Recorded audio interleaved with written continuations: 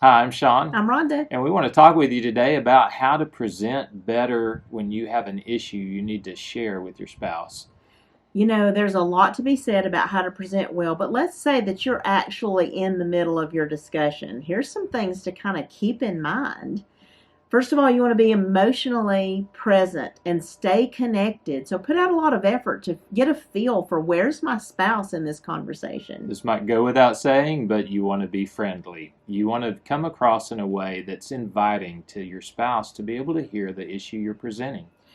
You want to talk without lecturing or monologuing. Those things don't come across well. The goal is to help our spouse understand what we're trying to say. And you want to continue to connect, even if the conversation becomes difficult. Be willing to suffer a little bit. It's uncomfortable. And when we Mm. go vulnerable to share some of these deeper thoughts and feelings, so we want to go slow. We want to be able to understand this isn't comfortable for my spouse either.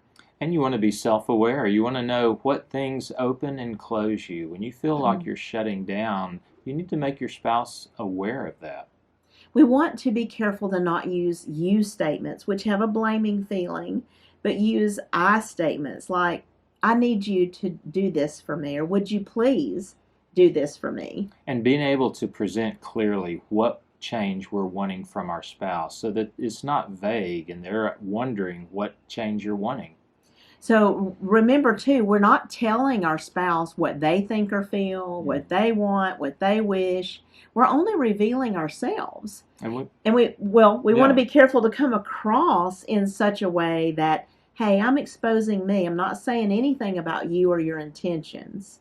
and we want to come across in humility, be humble, and realize that your spouse is their own person. You don't make their choices for them. You need to let them make their own decisions. Be careful of we need to or you need to statements, which puts responsibility for what's happening on the spouse. The fact is, our spouse should be able to choose and make their own decisions, and we're taking responsibility for what we bring to the table. We need to clarify the problem and really be able to say, this is what the challenge I'm having is. And this is what I'm asking you to change right now. Because first of all, we don't want to bring up Mm. more than one issue or a multifaceted issue. Simplify it as much as possible. And make sure that our spouse is not misunderstanding what we're talking about. We can present one thing and our spouse could hear it differently. We want to share how this affects us and how this impacts our relationship. And make a clear request for change. Sometimes an ambiguous request, like, would you please show respect, is Mm. actually made up of half a dozen things like, would you not speak to me that way? Would you not please use a different tone of voice? So we Yeah. need to break it down. And we need to have a balance of grace and truth. When we present something in a loving way with truth, it's more powerful and effective. Because truth without love can make a person feel judged, attacked, condemned. And love without truth causes a person to lack a sense of direction for resolution. But truth and love together can help a person feel safe, cared for, and more receptive to understand what we're trying to say and hear our perspective and the change that we're asking. We want to stay on topic. Sometimes we can get off on rabbit Mm-hmm. trails as we're talking and maybe wander off even into other issues. We want to stay focused on one issue at a time.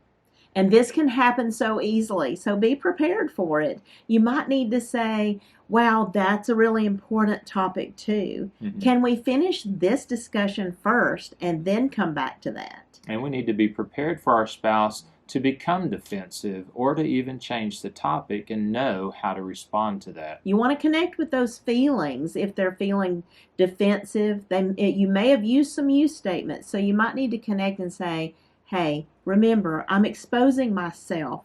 This has nothing to do with your intentions or what you were thinking or feeling. It's good to know how to bring a topic back onto the main issue. Sometimes when our partner gets off on another topic, what's a good way to present to them to say, hey, could we get back to this topic and talk about yours in a little bit?